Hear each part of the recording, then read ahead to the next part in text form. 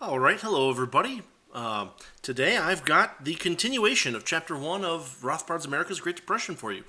We're going to be doing Part 2 of Chapter 1, which is going to involve, we're going to start out with the secondary features of the Depression, deflationary credit contraction. So, yeah, book of notes. By the way, I'm going to have the notes, a typed out version of the notes over on my website. So, you can get that link in the description. And let's get started. So, Chapter 1, we already talked about in Part 1 the primary effects that cause the Depression. Basically, inflationary credit expansion causes a boom. Time preference doesn't actually change, though, and so when the consumers reassert their control over the structure of production, you end up with a deflation. You end up with a bust where a bunch of capital investments that were started and progress was made on them have to be stopped, and therefore a bunch of capital goods are wasted. Now, in the second part of the chapter, Rothbard starts out with the secondary, it's kind of optional feature of a depression, and that is the deflationary credit contraction. Now, he says, he notes, just to be clear, that deflation is not necessary, but it almost always has set in before anybody really realizes it. What happens is that when the banks have expanded their credit, when they see things going bad, they pull their horns in. They contract their credit. That drastically reduces the effective money supply. If you're in a gold standard, for instance, what happens is that whatever groups are hanging on to gold in large quantities, they have to stop gold drain to foreign clients. And so you end up with the possibility of bank runs, which would invalidate a lot of credit things just because people are pulling their reserves out. And if you're in a fractional reserve system, even if it's of a gold standard, you end up with the amount of money in banks going down drastically, which reduces the amount of credit that they can maintain while remaining solvent. So basically what happens in the latter part, in the bust part of the boom-bust cycle, is that you get an increase in demand for money, what Rothbard calls a scramble for liquidity. Basically, people start to, if this deflationary credit contraction happens, people start to expect falling prices. And what they do is they'll postpone optional consumption for later when the prices are lower. For example, if you know that the computer is going to be $100 cheaper next week, you might wait a week if you don't need the computer right now, kind of thing. Of course, that doesn't stop people from some of their necessary consumption, and so the economy does kind of continue to move around, but what happens is that a lot of money gets pulled out of circulation, which basically increases its effective value. Now, another thing that happens, because you've got this deflationary thing happening, is that borrowers try to pay off their debts. There's a liquidation of assets in order to do that. So basically, if your debt is starting to get more onerous because of credit contraction leading to deflation, you're going to try to pay off that debt now rather than a week from now when it's significantly higher. What also happens is that a rash of losses in the capital structure, the malinvestments of the boom, which are now being shown to be malinvestments in the bust section, cause investors to become more cautious, which also reduces the amount that they're willing to risk on risky endeavors.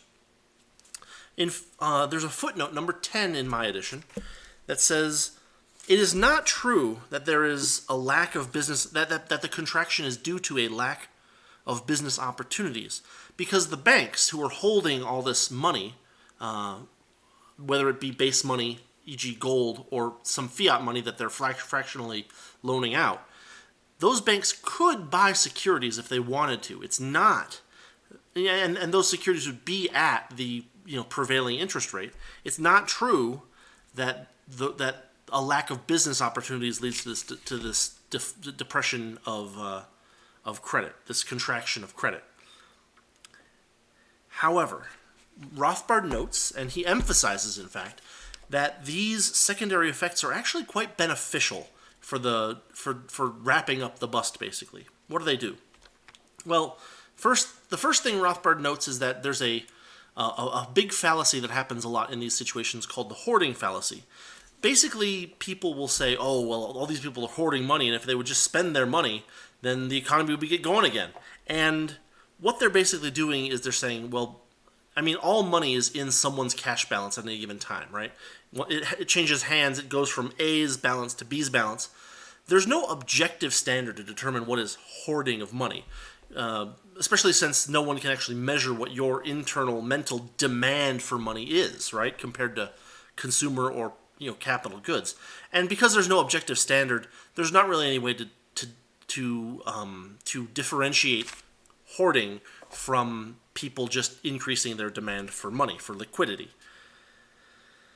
Now, what deflation does is it takes existing cash balances and it increases their value in real terms. The same number of dollars, the same number of whatever, can buy you more things. And because deflation does that, it basically increases the value of cash reserves, which helps to which helps to at least mitigate the losses that have occurred.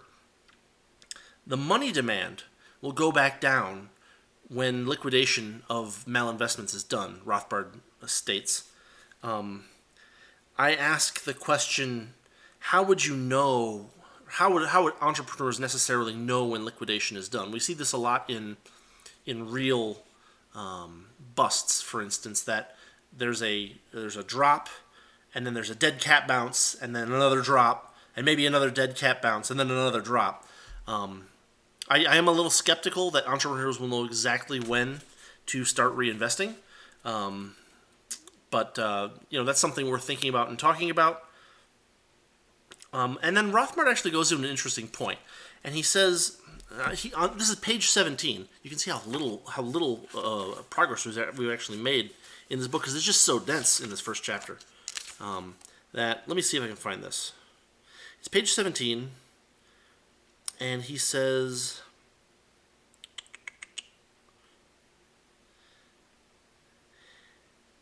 where is it? Yeah, even the Misesian theorists deplore deflation and have seen no benefits accruing from it, footnote 12. In a gold standard country, such as America during the 1929 Depression, Austrian economists accepted credit contraction as a perhaps necessary price to pay for remaining on gold, but few saw any remedial virtues in the deflation process itself. Rothbard seeks to argue that there are these benefits. For instance, Rothbard notes that more saving, more holding of money supplies, more hanging on to existing wealth, helps with the adjustment that needs to happen in the bust, which was triggered by insufficient savings in the first place, right?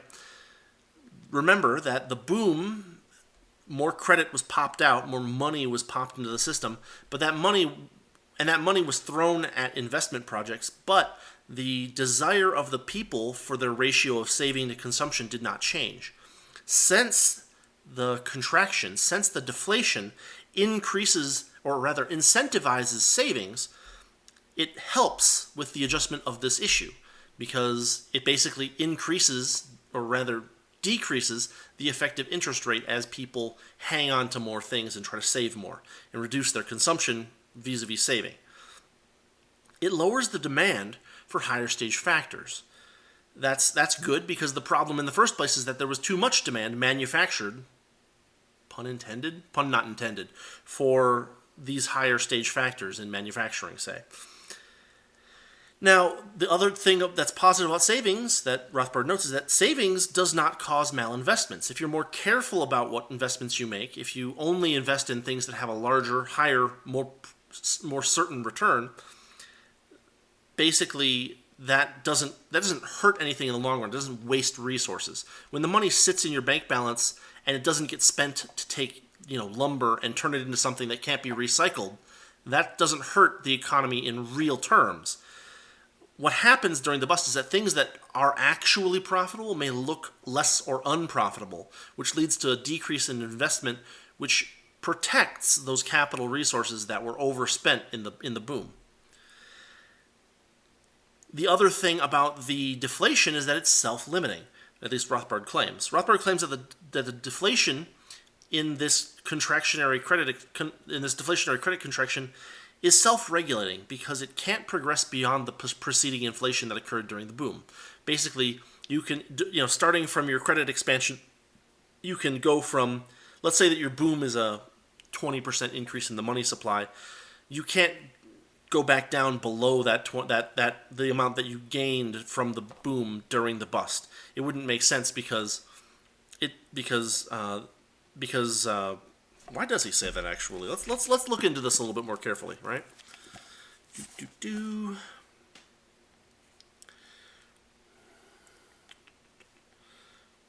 Yeah, but it may be objected, may not credit contraction overcompensate the errors of the boom and itself cause distortions that need correction? It is true that credit contraction may overcompensate, and while contraction proceeds, it may cause interest rates to be higher than free market levels and investment lower than in the free market. But since contraction causes no positive malinvestments, emphasis on mal, it will not lead to any painful period of depression and adjustment. If businessmen are misled into thinking that less capital is available for investment than is really the case, no lasting damage in the form of wasted investments will ensue. Furthermore, in the nature of things, credit contraction is severely limited. It cannot progress beyond the extent of preceding inflation. Footnote 14. In a gold standard economy, credit contraction is limited by the total size of the gold stock. And then the point that Rothbard makes is that credit expansion, as such, faces no such limit.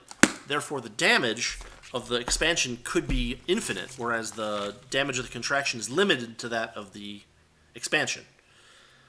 So, once Rothbard has gone through the deflationary credit contraction, he then starts to discuss what policies should governments adopt during depressions, during busts. And I bet you can guess Rothbard's answer. Rothbard's answer is laissez-faire. Laissez-faire? Laissez-faire. I'm just going to kind of read through these points one by one, and they're all going to be pretty much what you've expected if you've read any Rothbard, but just to list them out, just to make sure that we don't miss anything, right? Number 1, don't interfere with the adjustment. It only makes it worse. Number 2, don't lend to shaky businesses or encourages banks to do so. Number 3, don't inflate or keep wage rates up or keep prices up, including government pressure like was exerted by Hoover in the early part of the Depression, where he was like, don't lower wages, don't lower wages, don't lower wages, and governments were scared into keeping wage rates up when they needed to fall. Number 4, don't encourage consumption and don't discourage savings. These are kind of two sides of the same coin, no pun intended. Number 5, don't subsidize unemployment. At least don't do it any more than you usually do. Number 6, do reduce the government role in the economy. Reduce taxes, reduce regulations. Allow people to adjust to the new situation of the economy more rapidly and with less drag on what they're trying to do. I made a little star here, page 22, footnote 19, so we're going to go to that real quick. Page 22, footnote 19. Oh, it's a long one. Well, it's Rothbard. Could government increase the investment-consumption ratio by raising taxes in any way? It could not tax only consumption even if it tried. It can be shown, and Professor Harry Gunnison Brown has gone a long way to show, that any ostensible tax on consumption becomes on the market a tax on incomes, hurting saving as well as consumption. If we assume that the poor consume a greater proportion of their income than the rich, we might say that a tax on the poor used to subsidize the rich will raise the saving-consumption ratio and thereby help cure a depression. But Rothbard swats this down.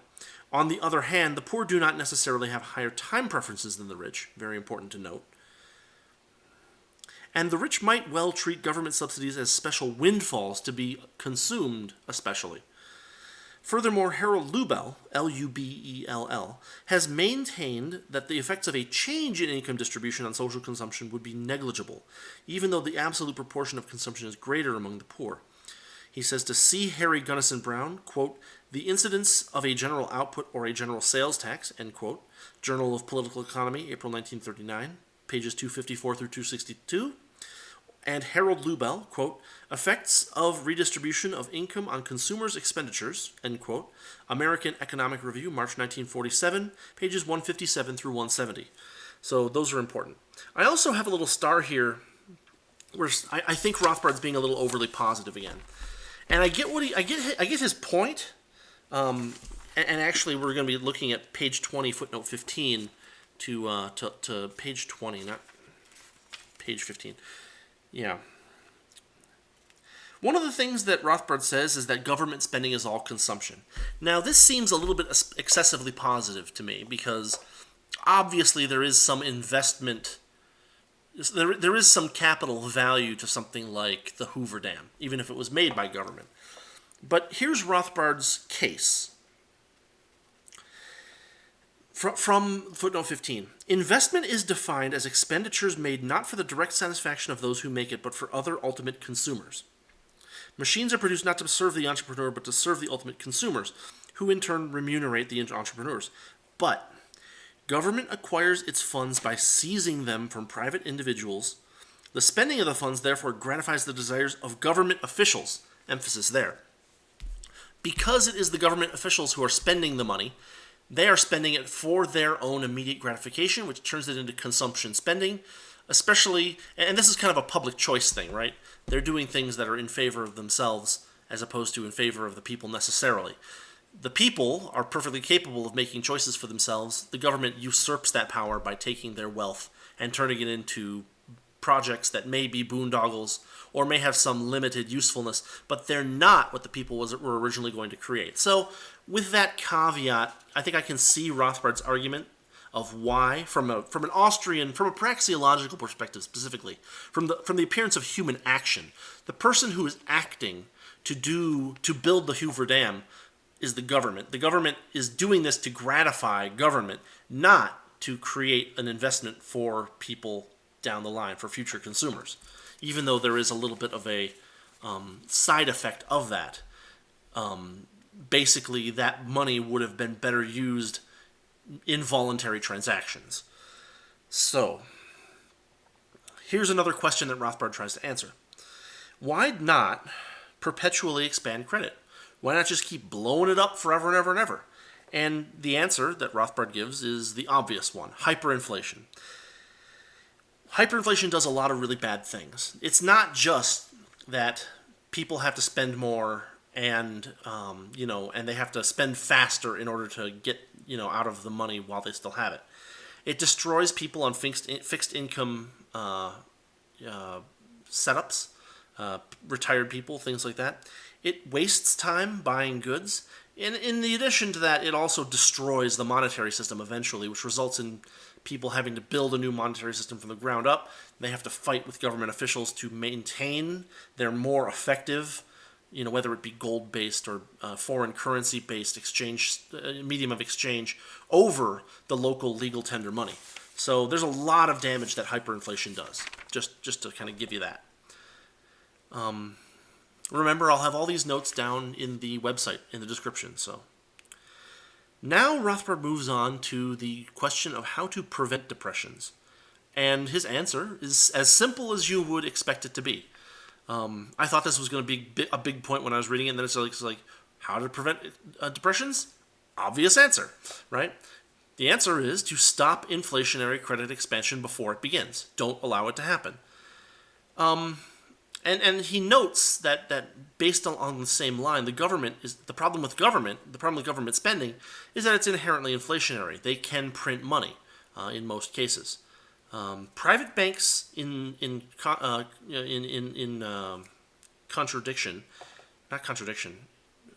contrast, can only inflate a little bit without having possibly dire consequences for the banks themselves. For example, cartelization is notoriously difficult. Even if a bunch of banks got together and said, let's inflate at this constant rate together, it would be very, very incentivized for members of the cartel and non-members of the cartel to inflate at a different rate and take advantage of the knowledge that the banks are inflating at this rate. Basically, what would happen is that these pseudo-receipts that are being printed without any backing would be handed eventually to clients of other banks who then redeem them. The bank that overprints is going to start losing its actual gold reserves in a gold reserve fractional reserve system, which would cause them to need to pull back. Otherwise, they're just going to run out of gold. The problem, so private banks can cause credit inflation. There are limits to what they can do and how deeply they can do so before they end up with things like bank runs. Government intervention in the positive direction for private banks allows them to do more by either protecting protecting deposits, things like that. But here's the next point Rothbard makes, is that central banking actually makes this much worse. What has central banking done? Well, central banking has artificially bolstered the public trust of banks. Nowadays, there's so many protections for the average depositor that nobody really cares what bank they're in. They look for one that is convenient, and they don't really care about the bank's investments or the quality of the bank's investments or anything like that. Central banks act as a lender of last resort, which means that banks that are bankrupt can get some free money to hold them over until they can figure out what to do with the fact that they're bankrupt. Central banks are the bodies that have the power, government-backed, of course, to outlaw gold or whatever hard medium commodity money you're using. They have the power, again, backed by government, to shepherd existing banks into a compulsory cartel. Now, cartels in the free market are usually unstable. OPEC is notoriously unstable, for instance, because people outside of OPEC try to undersell them, and even people within OPEC are trying to secretly undersell OPEC, right? But the government, the central bank, backed by the government, can force all these other banks, or at least a significant fraction of them, into their own compulsory cartel, and they can enforce it with legal penalties and things like that. That makes cartelization a lot more, resilient and dangerous. So that's another problem with central banking. The other thing about central banking that Rothbard notes here is that the standardized fractional reserve rate is something that they can do in this cartel. They can say everybody needs to be at 10%, and they can discourage excess reserves. On page 27, footnote 26, Rothbard has a little thing about wildcat banks that is worth talking about for a second here. So let's go check that baby out, right?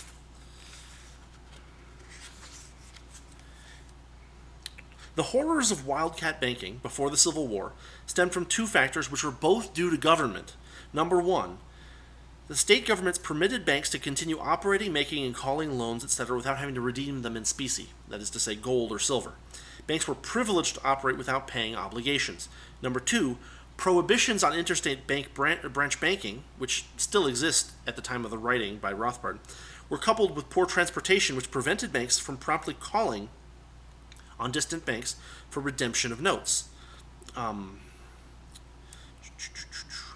The other thing is that the fact that the central bank is a lender of last resort encourages banks to make profits by maximizing how much it's loaned out. That is, to loan all the way up to its legal ratio. That's how that works, basically. So, what does Rothbard recommend? He recommends outlawing fractional reserve banking entirely. Rothbardians often make a fraud-based argument for this, and I'm not on board with that. It has several problems which I'm not going to go into here, but you will hear this it is fraud argument from Rothbardians. It's okay not to be convinced by it because it is a little flimsy, I think. It depends on particular definitions, and it also depends on assuming that there's some kind of overall it assumes that money doesn't take certain forms. It assumes that angels effectively are interpreting the contracts that the bank puts out on whatever it puts out as fiduciary stuff.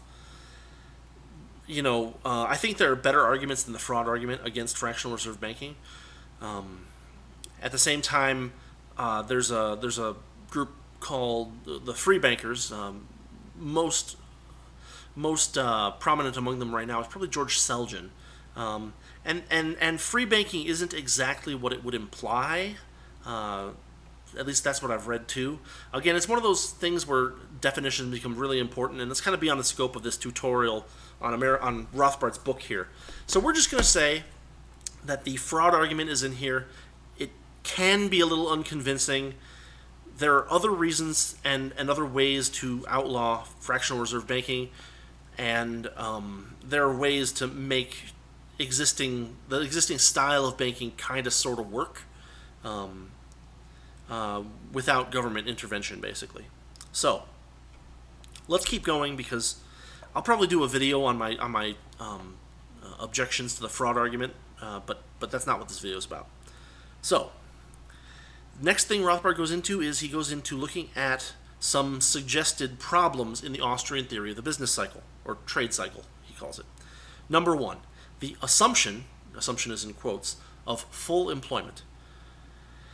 Rothbard notes here that unemployed factors in the economy might be labor or capital goods. Both of those can be unemployed. It is not just people being not at work that is the same thing as unemployment.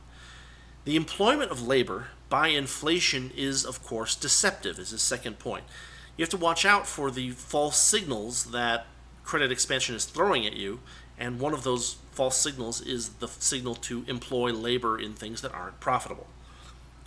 The thing about capital being unemployed is that idle capital might be malinvested. And in that case, for example, if someone's building a house but they still have the pile of bricks, if that house can't be completed, the longer those bricks stay in that pile of bricks, they're easier to recycle, to be moved around in the rest of the economy later when the bust happens, and we need to figure out what investments are actually profitable. Insofar as a malinvestment house is not built, that is better for the economy than the opposite, because the house itself can't be finished. You don't have enough bricks for the walls and the roof and the etc. Number two of Rothbard's arguments that Rothbard's trying to counter is the boom and bust an overinvestment issue, or is it a malinvestment issue? And Rothbard asserts that it is a malinvestment issue, not an overinvestment issue. The boom does not magically produce more capital goods for new investment. That's what overinvestment would look like. It would look like more capital goods being produced, further back in time, basically. What happens is that the new money shows up, it's given to people, and they buy up existing capital, which raises the price of the remaining capital and decreases the amount of it that's available for actual projects. What the Austrian theory of the boom and bust cycle asserts is that the boom takes existing capital and puts it in the wrong places and wastes it. Just to go look at a footnote here, we got footnote 33 on page 31. From Mises' Human Action, pages 556 through 557, quote, or no, I guess it's not, I guess I'm quoting the footnote. Mises also refutes the old notion that the boom is characterized by undue conversion of circulating capital into fixed capital. If that were true, then the crisis would reveal a shortage of circulating capital and would greatly drive up the prices of, example given, industrial raw materials, yet these materials are precisely among the ones revealed by the crisis to be overabundant, i.e., resources were malinvested in circulating as well as in fixed capital in the higher stages of production. It is not that there is too much circulating capital, it is being transferred into fixed capital. It is that investment has been made in the wrong places in both of these types of capital. The third argument, what if the natural interest rate rises and the banks hold it fast? Well, the natural rate of interest is based on the combination of everybody in the loan market's time preferences. Therefore, that natural rate doesn't magically and suddenly spike up or fall down. It goes with the time preferences of the people, and since there's a lot of people in the loan market, those time preferences have to change in a lot of people's opinions in order to change those interest rates. The solution that Rothbard argues for is that you should just avoid credit expansion. If you don't do the credit expansion, if you don't lower the rates of loans artificially by printing money, you don't cause malinvestment. If you lower the rates of loans without printing money, if banks just decide to, imagine if your mortgage provider or your credit card company, for instance, I don't know what you're particularly leveraged in, if anything. But imagine that you have a loan for some number of dollars, and that loan is set at a rate of 10% per year, something like that. If the bank or the lender decides unilaterally to change that interest rate to 8%, well, that's just a gift to you, the borrower. And that doesn't cause malinvestment. Now, there's a point I made about page 32. Let's take a look here. I don't know what I wrote page 32 for.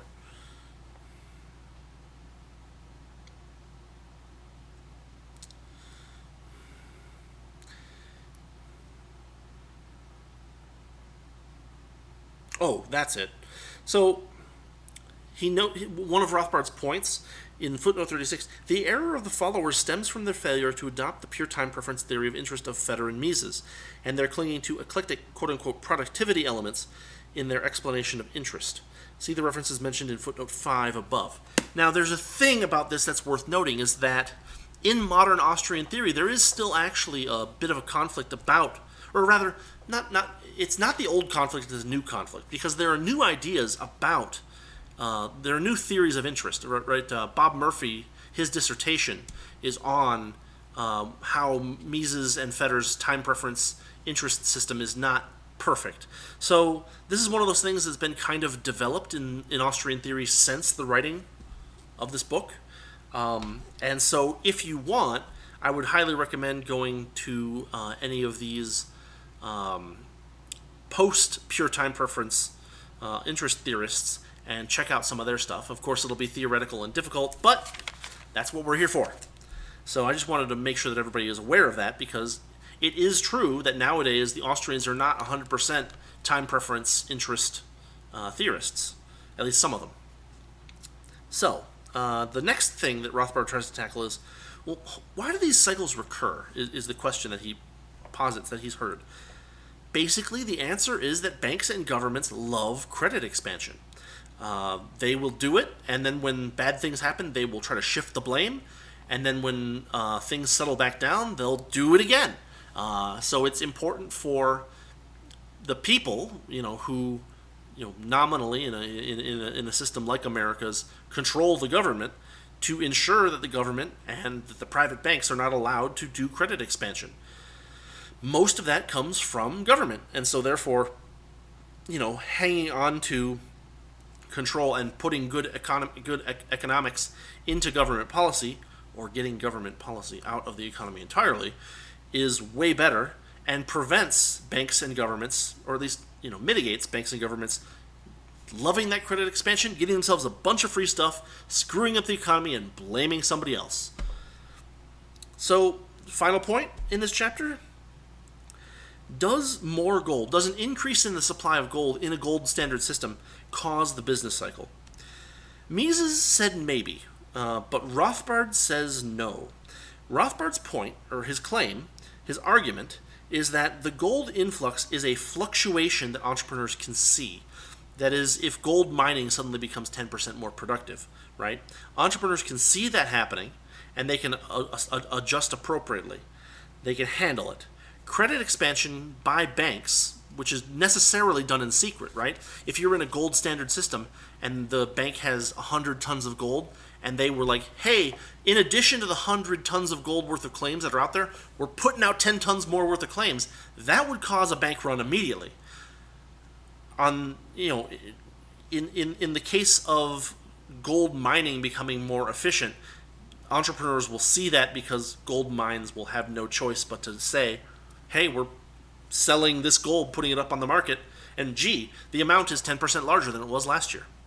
So that concludes my tutorial, my study guide on Chapter 1. This is the second part of Chapter 1 of Murray Rothbard's America's Great Depression. I will keep going. Just to give you guys a bit of a preview, I'm going to go into the table of contents here, where we will look at Chapter 2. The title of Chapter 2 is Keynesian Criticisms of the Theory. So that'll be fun, watching Rothbard tear apart Keynesianism. I think you'll all enjoy that. I know I will. So yeah, I'm going to work on that and try to get that out next week. We're going to try to keep this to one a week, get some real videos produced on this friggin' channel. As always, I'll have references and I'll have a PDF version of my notes over on my website, so you can check that out. I don't have it monetized yet, so get in before it becomes, profitable for me to throw ads onto it. No, I'm just kidding. I mean, maybe, I don't know. It might be worth putting an ad or something up on my website at some point, but we'll see. Anyway, this has been the second half of Chapter 1 of Rothbard's America's Great Depression. I hope you enjoyed this. I'm going to try to throw in like some more jokes and stuff too if I can. I'm just not that funny. So, that's where we're going to be. But yeah, we're going to look at some Keynesian nonsense next week. And I hope you have a good weekend. It is Friday right now when I am recording this, so enjoy your weekend. Next week is July 4th, the week of July 4th, so a lot of Liberty people are all over the place, but I will be producing a video, I hope, assuming nothing crazy comes up. Actually, the one thing that was crazy, that was taking up a lot of my time, has finally ended, and so I will hopefully have more time for this. Anyway, Rudy, Marginal Non-hermit here. Go check out the website for notes. Go grab a copy of this book, even if you just grab the PDF, and come along with me as I go through it myself, with a little bit of, little bit of questions and a little bit of skepticism, and I hope I'm making some good points about what Rothbard is up to, and not just taking it as, quote unquote gospel. So yeah, thanks for watching. Thanks for listening. America's Great Depression. Fantastic freaking book. And I'll see you later.